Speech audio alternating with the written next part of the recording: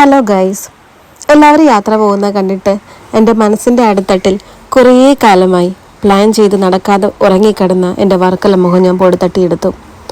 Planning ഇല്ലാതെ ഒറ്റബുദ്ധിക്ക് തോന്നിയ യാത്ര ആയതുകൊണ്ട് തന്നെ നട്ടുച്ചയ്ക്ക് സൂര്യനെ വിളിച്ചെഴുന്നേൽപ്പിക്കുന്നത് വരെ ഞാൻ കാത്തിരുന്നു. പിന്നെ ചെറിയ പാക്കിംഗ് ഒക്കെ ആയി എൻ്റെ സ്വന്തം പേടകത്തിൽ വീട്ടുകാർക്ക് ടാറ്റയും കൊടുത്ത് ഞാൻ എൻ്റെ യാത്ര തുടങ്ങി. ആദ്യം തന്നെ എൻ്റെ പേടകം സെറ്റാക്കിയെടുക്കാനായിരുന്നു പ്ലാൻ. അതിന് പോയത് മുത്തൂറ്റ് TVS സർവീസ് സെൻ്ററിലായിരുന്നു. പക്ഷെ എന്തു പറയാനാ, എൻ്റെ പ്രതീക്ഷയ്ക്ക് വിപരീതമായി അവിടുന്ന് സ്കൂട്ടർ കിട്ടാൻ ലേറ്റായി. പിന്നെ കുശുമ്പ് കയറിയ മഴ എൻ്റെ പ്ലാനിങ് ഇല്ലാത്ത യാത്ര ഇഷ്ടപ്പെടാതെ എൻ്റെ പ്രതീക്ഷയ്ക്ക് വിപരീതമായി എൻ്റെ യാത്രയിലേക്ക് ഇടിച്ചു കയറി. കുറേ കാലമായി നടക്കാത്ത എൻ്റെ വർക്കല മുഖം ഇടിച്ചു തെറിപ്പിച്ച് എന്നെ ആലപ്പുഴയിലെത്തിച്ചു. പോകുന്ന വഴി തണ്ണീർമുക്കും മണ്ണും കണ്ട് ഞാൻ യാത്ര തുടങ്ങി. തനിച്ച് ആലപ്പുഴയിലെത്തിയ ലോകത്തിലെ ആദ്യത്തെ പെൺകുട്ടി എന്ന രീതിയിൽ ആൾക്കാരുടെ നോട്ടവും സംസാരവും എന്നെ വല്ലാതെ ഉലച്ചു. രാത്രിയായതുകൊണ്ട് എവിടെയെങ്കിലും റൂം എടുത്ത് കൂടാൻ ഞാൻ തീരുമാനിച്ചു. അങ്ങനെ SBIക്ക് മുകളിലുള്ള റെസിഡൻസിയിൽ ചേക്കേറി. എന്തൊക്കെ പറഞ്ഞാലും CCTV ക്യാമറയും വൈഫൈയും പിന്നെ സിംഗിളായിട്ട് താമസിക്കാൻ പറ്റിയ എനിക്കുള്ള കുഞ്ഞു റൂമായിരുന്നു എനിക്ക് കിട്ടിയത്. ഉച്ചയായാലും സൂര്യനെ കാണാതെ ഞാൻ കോട്ടയത്ത് സൂര്യനുണ്ടാകില്ല എന്ന് കരുതി അലാറം വെച്ച് എഴുന്നേറ്റ് ആലപ്പുഴയിലെ സൂര്യനെ കാണാൻ ആലപ്പുഴ ബീച്ചിലേക്ക് വച്ചു പിടിച്ചു. സൂര്യനെ കണ്ട സന്തോഷത്തിൽ കുറേ വീഡിയോസും ഫോട്ടോസൊക്കെ എടുത്ത് തിരകളെണ്ണി റൂമിലേക്ക് യാത്ര തിരിച്ചു. മിച്ചം വെയിൽ കൊണ്ട കരിവാളിപ്പ് മാത്രം. രാവിലെ എഴുന്നേറ്റത് കൊണ്ടാവും വയറ്റിൽ വിശപ്പിൻ്റെ വിളി വന്നപ്പോൾ ആര്യാസ് ഹോട്ടലിൽ കയറി ഞാൻ പൂരി കഴിച്ച് ആ വിളി ഞാനങ്ങ് അവസാനിപ്പിച്ചു.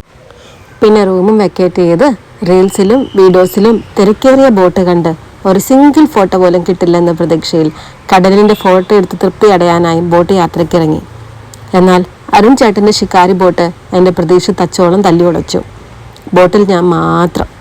സിംഗിളായി വന്ന ഞാൻ ഹാഫ് സെൽഫി എടുത്ത് പോകേണ്ടി വരുമല്ലോ എന്ന് എൻ്റെ ആലോചന മനസ്സിലാക്കിയതുപോലെ അരുൺ ചേട്ടൻ എൻ്റെ ഫോട്ടോസും വീഡിയോസും എടുത്ത് എന്നെ സഹായിച്ചു.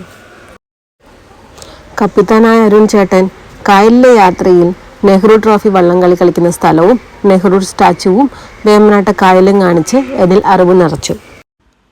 പിന്നെ വേമ്പനാട്ട് കായലിൽ വെച്ച് സാഹസത്തിൻ്റെ കൊടുമുടിയിൽ നിൽക്കുന്ന സ്പീഡ് ബോട്ട് ചേട്ടൻ ബോട്ടിലെ സാഹസം കാണിച്ച് എന്നെ കൊതിപ്പിച്ചു. എന്തൊക്കെ പറഞ്ഞാലും ബോട്ട് യാത്രയിൽ എന്നെ മോഹിപ്പിച്ചത് സ്പീഡ് ബോട്ട് തന്നെയായിരുന്നു. സ്പീഡിൽ അങ്ങോട്ടും ഇങ്ങോട്ടുമുള്ള യാത്രയും സ്ലൈഡ് ചെയ്തപ്പോൾ വെള്ളം തരയിൽ തെറിപ്പിച്ച് വീഴുന്നതും കാണാൻ നല്ല ഭംഗിയുണ്ടായിരുന്നു. രാവിലത്തെ വിശപ്പിൻ്റെ വിളി വീണ്ടും വന്നപ്പോൾ കായലിനരികത്ത് താമസമാക്കിയ ഒരു കുഞ്ഞു വീട്ടിൽ നിന്ന് അരുൺ ചേട്ടൻ എനിക്ക് ഭക്ഷണം റെഡിയാക്കി. കൂടെ പരുന്തായ പാറക്കുട്ടിയുടെ സമീപനം ആ യാത്ര മോടി പിടിപ്പിച്ചു. അവളുടെ കൂടെയുള്ള ഫോട്ടോയും ഭക്ഷണത്തോടൊപ്പം മനസ്സ് നിറച്ചു. കൂട്ടായപ്പോഴേക്കും കയ്യിലിരിക്കുന്ന സുഖം മതി വരാതെ ആൾ തോളത്ത് ഇരിപ്പിടം ഉറപ്പിച്ചു. ആ സ്ഥാനം ഫോട്ടോയിൽ കൗതുകവും ജനിപ്പിച്ചു. ഭക്ഷണം കഴിച്ച് തിരിച്ച് കരയിലെത്തിയ ഞാൻ സ്വന്തം പേടകത്തിൽ വീട്ടിലോട്ട് യാത്ര തിരിച്ചു. സോളോ ട്രിപ്പായാണ് യാത്ര പോയതെങ്കിലും എൻ്റെ വണ്ടിയുടെ സൗണ്ട് എവിടെ കേട്ടാലും ഓടി വരുന്ന ആളുണ്ടായിരുന്നു എൻ്റെ കൂടെ തിരിച്ച് വീട്ടിലെത്തുമ്പോൾ. നിങ്ങളും പോയിട്ടുണ്ടോ ഇതുപോലെ ഒരു ട്രിപ്പ്?